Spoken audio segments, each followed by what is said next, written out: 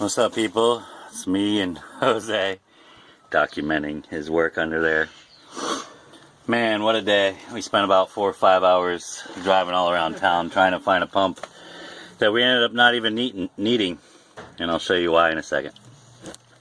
Basically what you're looking at here is our shower is there, and then our sink is over there, and that portion of the belly box, they go back through the back there. You'll see that in my last video. And then it goes up and across the bus over there to our bathroom sink, because we really wanted a bathroom sink. Well, it's nice and tight up against the subfloor there, and it's very tight space. So we went 1.5 inch pipe for a drain, and then we put a reducer right there on the right side to go to 1.25 inch, so we could fit that length of pipe that goes all the way to the back, where we're now going to install our 100-gallon gray water tank. Before, we were going to take this T all the way down, tee those down, and go right underneath the frame there in that spot, and have a clear path all the way to the back of the bus. Problem is the tank's going to be undermounted under there and go right up against the subfloor, and that would make it about whatever that is, a foot of frame worth of elevation that it would have to rise. And water doesn't rise. Gravity says everything goes down, especially in plumbing. And also, don't bite your fingernails. Those are the 2 rules of plumbing. So we figured it out, and instead of going under the frame, we're just gonna make it work. I'll probably put something right here in between that pipe. Very little room to wiggle, or just hope that that bracket doesn't vibrate too much from that leaf spring suspension, and hope that we don't get any huge boulders or anything up in this back tire. I don't think that's going to happen, but there's enough clearance there. It basically will be, I don't know, maybe I'll put some kind of protection around that and wrap it or something. But it turns out, you know, we've got a little bit of an elevation there, but the down pipes that come from our shower and our sinks are long enough of a drop that creates the force needed to run the pressure through the line back to the tank without a pump or anything, just using gravity, which is what we originally wanted to do. But, you know, you start planning other things and seeing, okay, where is there going to be clearance? And then you run into problems, and then you got to try to reinvent the wheel. And we were looking at bilge pumps and sump pumps and utility pumps and float switches and accumulator boxes and all that stuff, just to be able to return that stuff and get some money back and do it the easy way. So yeah. That being said, now we are getting to the fun part of installing this 100-gallon tank underneath. We contact cemented some rubber matting on the top of it, so that way when we snug it up against the subfloor, any vibrations from the metal subfloor won't tear into the tank. Jose's even lining our unistruts with the rubber pieces too. Because why? Because Jose is a pro. And we got the rubber, we got the glue, we got plenty of unistrut and all threads to go around. Might as well be safer than sorrier. It's going to make it a really nice fit, and that tank will be nice and snug in there in between this rubber and bigger rubber. And will fit like a glove, hopefully, when it's all done. So, in order to prep for that, I'll show you under here. See that bracket back there? Well, there was one here, there's one here, and another one up front. So I had to cut those out with a Sawzall, no big deal. But I've already got some flakiness from this old rusty bus, so no big deal. But in order to get clearance, we've only got 28 inches of clearance in between the body here and the frame of the diesel fuel tank. So the tank's 26 inches wide, making us only 1 inch of clearance on each side. So just enough room for the bolt threads to get through there. and have a little bit of space to wiggle around and vibrate if needed. Anyway, I guess we'll call this phase 2 of the plumbing, or our second day of plumbing done. We ran a water hose through all our drains, and we're able to, you know, put an extra pipe there. I lost you there. And run it out the back of the bus, and we did a happy dance when we saw water flowing like it should, and not getting caught up or backflowing into our drains. So yeah, part 2 of our little plumbing escapade. We're still going to need to cut some inlets into the side of the bus to fill our freshwater tank. Make sure our water pump works because it's used, and I got it for free, so no loss. If it doesn't work, you have to go buy a $100 one. But definitely getting this plumbing done, it was a lot more work and a lot more expensive than anybody anticipated. But it'll be really nice when it's all done, and we're going to have a full shower, full double sink in our kitchen, and even a bathroom sink to brush our teeth and stuff. So good stuff. I'll catch you on the other side of this, and maybe just fuse this together with once we have our full system hooked up and do a pressure test. If not, catch you on the end of this video. Peace. Doing another quick update. Got a lot to do today, but it's not anything crazy or strenuous except for cleaning up this mess that we made doing our plumbing and electrical. So there's that, and then yeah, I've got to tighten up our gray water tank underneath.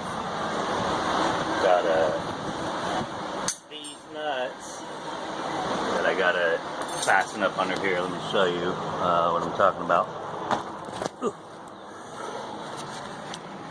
So yeah, right now we've just got a square washer there and a nut just holding it up.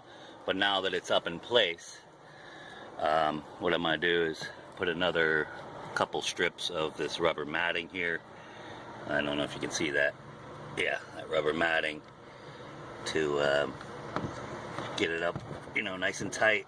There's a big mat on top, so I'd say probably 2 or 3 more strips of that rubber matting, because this comes right up to the frame here, or the body I mean. And so I'll put a lock nut underneath here, one on top to get it tightened up in there, and then a couple of circle washers under there.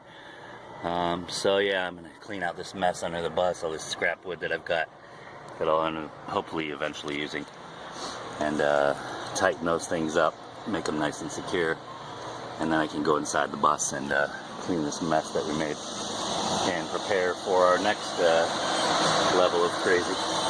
So yeah, catch you on the other end of this. Sorry about the noise, but yeah, another thing I need to do is vacuum this crap out, get it nice and clean in there. I've got 6 holes up here, and then the other ones came down through the wall, so no big deal there, but seal those up with some great stuff after cleaning up this mess, and that way we can lay our floor back down.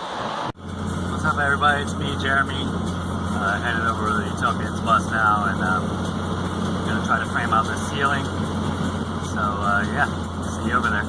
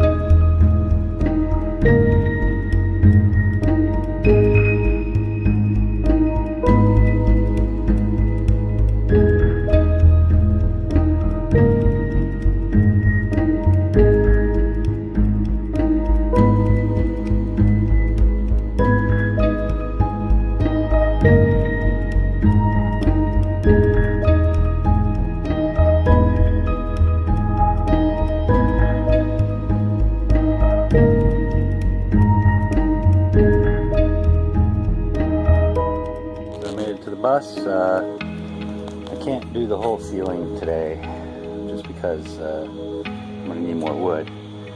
But basically I'm using this stuff. Came off of old pallets, giant shipping pallets, and you know, peeled them apart, ground down all the little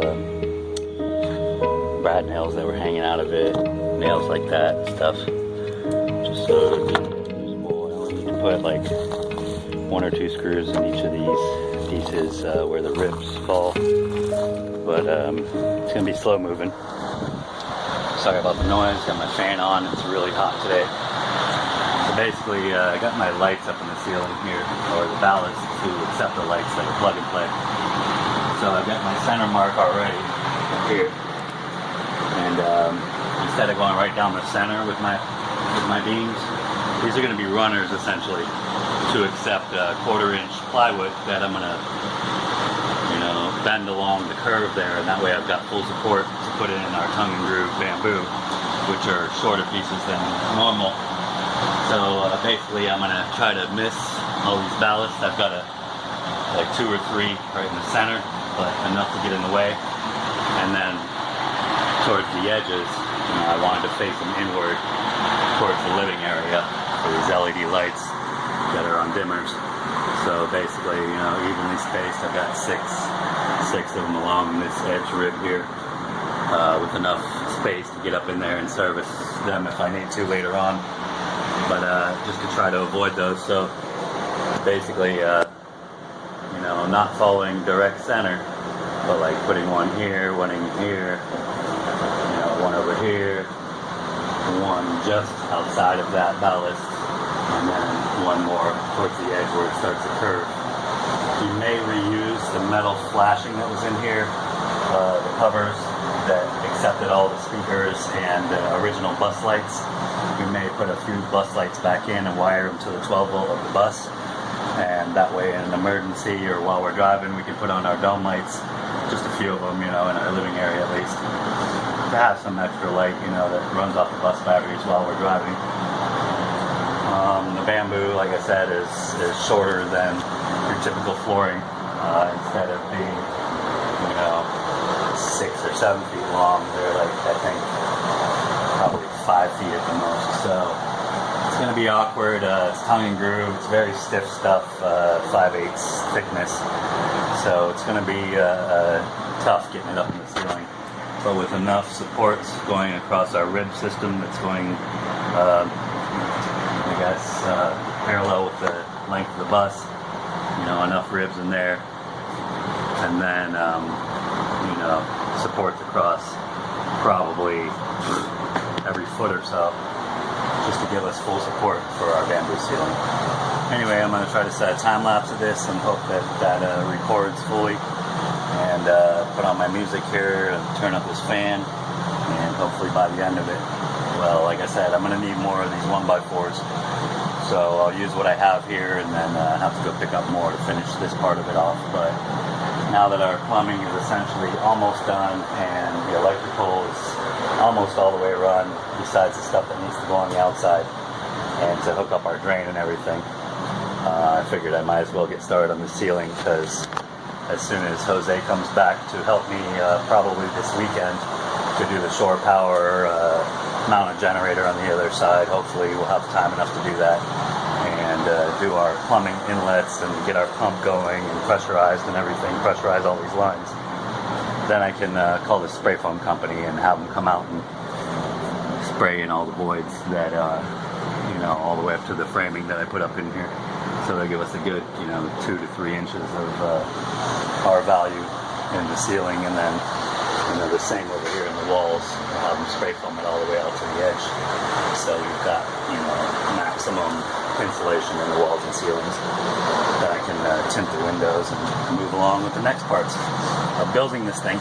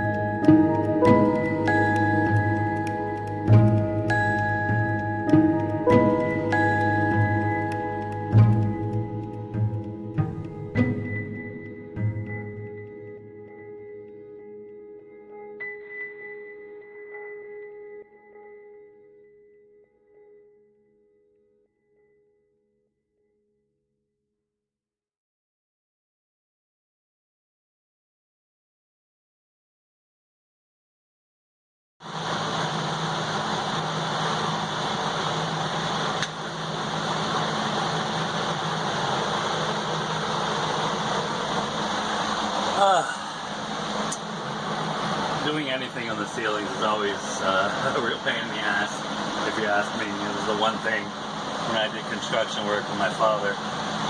He was a drywall hanger, framer, finisher. And the one thing that I used to cringe at was when he would say, "Hey Jeremy, I need your help."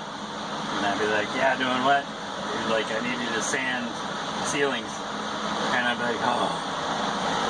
And I would go do it because, you know, that's my old man. I loved helping him and learning and stuff. But man, it takes a lot of upper body strength to be lifting up all day. So yeah, I mean, I pretty much got the whole thing framed out with these 2 runs going down there. I've already got 4 pieces outside from the looks of it left.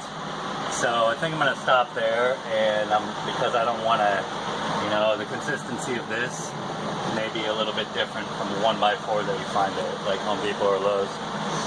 These are upcycled, you know, long pieces of pallet wood from some shipping pallets, but I pulled all the nails out and figured I'd use them. So at least I got these 2 center runs going all the way back, and I'm still going to have to get, you know, a few sheets of 1/4-inch plywood and rip those down to do the skeleton of it that will accept the bamboo flooring that we're going to put on the ceiling.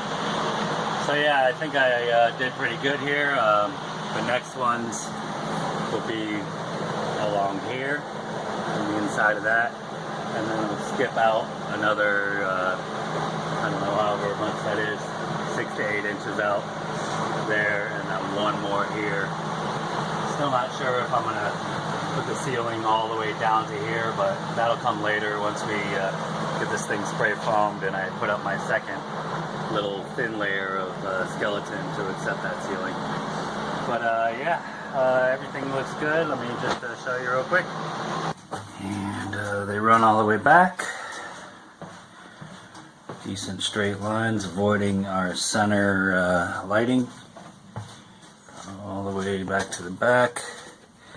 I probably could have extended this out, but then that's just hanging there. I can always frame in. That's why it's always good to frame in on center. A lot of people are concerned with these sort of things, creating a thermal break, because it's metal, and the metal from the screw touching the rib can create condensation. So what I'm going to do is I'm going to seal all those up with the Butaflex that I used in the windows. That's waterproof and rubberized, and I might even put, before we put our finished ceiling in, I might put a vapor barrier there just to give it further protection. But I think just sealing those holes up where those screw heads are showing, that's why I countersunk them just enough, you know, to fill those gaps in. And yeah, that should work.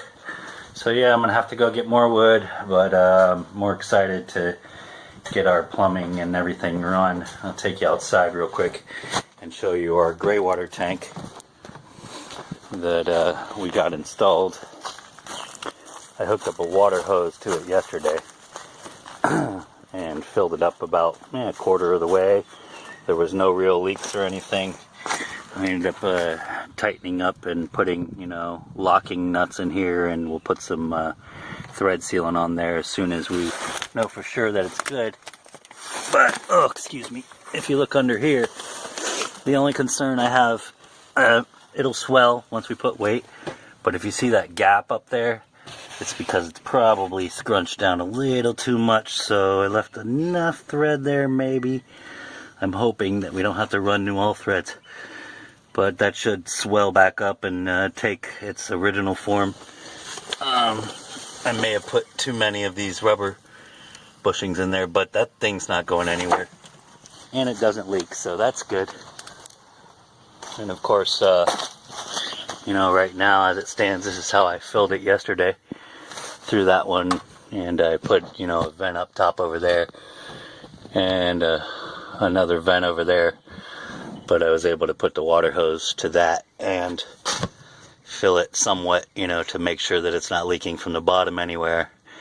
And we'll just make adjustments as we need to. We still got to hook up our drain system into that, which will probably drill into the side of the tank and fit something tight in there. But yeah, for the most part we got all of our drains run.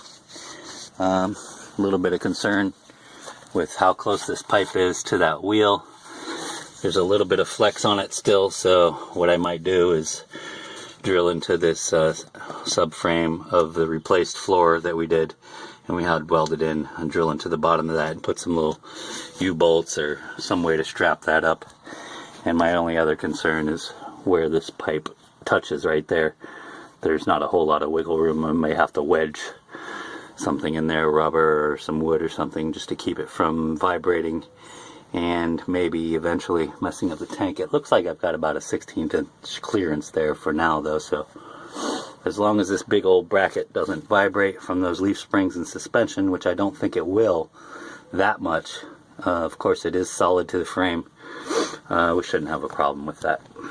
So yeah, I'm gonna call it a day and close this bus up, and did the most of the stuff I could do today before running out of wood and have to go get more. But yeah, this bus is coming along slowly but surely. I'm trying not to be discouraged. Now that we got the main infrastructure of our plumbing and our electrical done, it should be steady, smooth moving from here and building, getting this thing insulated and everything else. So thanks for joining me as always. See you on the next update video. Peace.